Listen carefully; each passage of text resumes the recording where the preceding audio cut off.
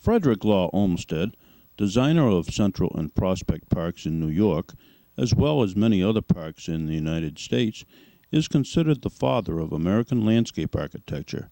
His home and office is now a National Historic Site in Brookline. In Boston, he created the Emerald Necklace, stretching 6 miles from the Charles River to Franklin Park. Though considered by some to be his masterpiece, over time it fell into disrepair. Restoration of the park system began 25 years ago, when park advocates from Boston and Brookline developed the Emerald Necklace Master Plan. Many of the master plan recommendations for renovation have been completed or are in progress. In Olmsted Park, a dilapidated roadway has been transformed into a bike path.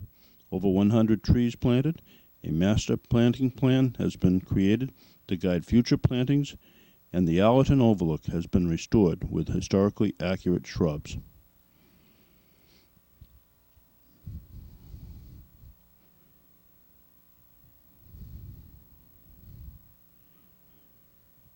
The $92 million Muddy River project, which will dredge the river from Perkins Street to Charlesgate, is underway. As part of this project, sediment in Leverett Pond will be removed. 50 years of inadequate maintenance has led to park elements which have been closed or abandoned. In Riverway Park, the historic Carlton Street footbridge will be restored and reopened by 2007.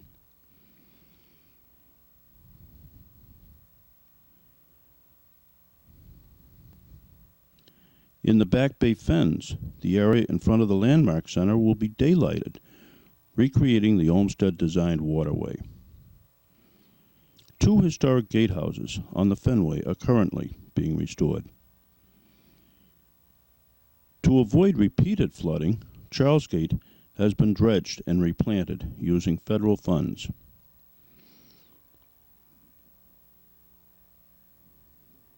The dredging plan also calls for removal of invasive phragmites, which restrict water flow.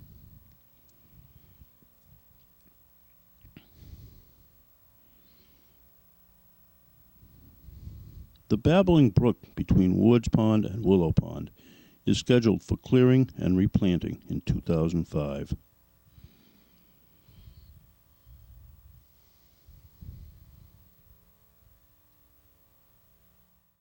South end of the Muddy River project area is Jamaica Pond.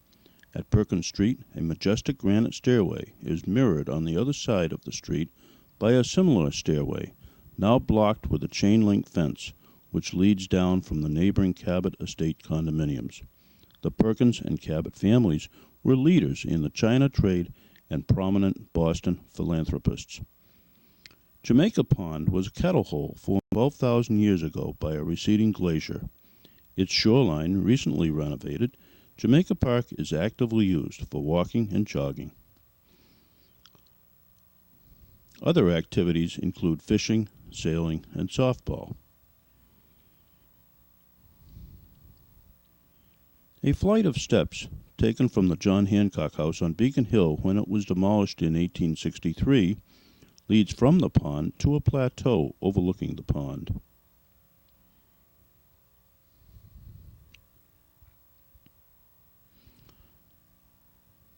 Pinebank, the country mansion of James Newton Perkins, stands on this plateau. Symbolic of the neglect suffered by the entire Emerald Necklace, this abandoned building's restoration represents the same kind of challenge that activists undertook 25 years ago, when the value to the city of an Olmsted landscape was just being rediscovered.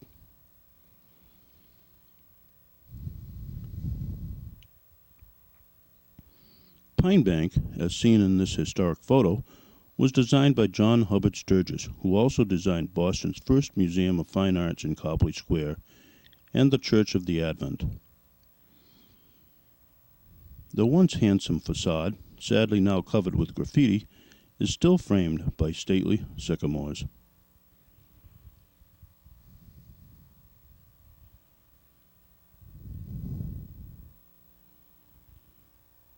Architectural details include the foliage adornment on the Capitol, hand-carved in England.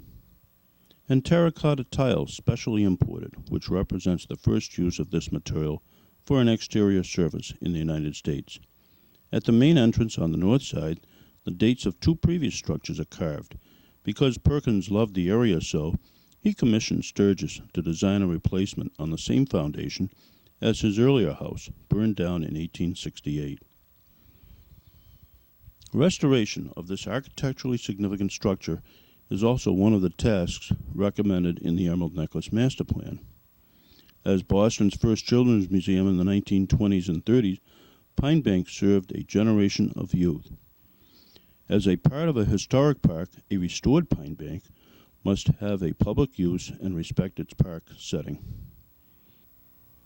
Amid the bustle of the urban environment, this section of Jamaica Park offers the bucolic setting of the Olmsted-designed landscape. Pinebank offers the opportunity to provide programming in a park setting to a diverse community. Though now in sad repair, Pinebank has the potential to reinvigorate park use, as have other abandoned buildings in other Olmsted-designed parks when they were renovated. My vision for Pinebank's reuse is a visitor center, which includes an interactive children's discovery center featuring remote-controlled construction toys in a glass-enclosed case. Children would be able to recreate landscapes. Murals of Olmsted's work would exemplify landscape features. A bookshop would feature books on landscape architecture. Profits could offset maintenance expenses for the building and nearby landscape. Upstairs would be a caretaker's apartment and possibly offices or a classroom. Community activities such as presentations and meetings could be held here. The South Terrace offers an exceptional format for artistic performances. New England Conservatory of Music enthusiastically supports such activities.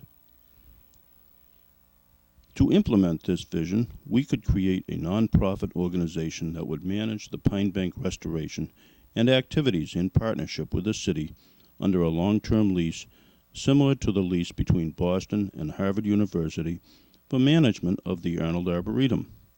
Funding could be provided by the city, private philanthropies, and governmental grants available for historic landscapes and restorations. Restoration, though expensive, offers a rare chance to revitalize an underused park area and save a part of the Olmsted legacy and Boston's heritage.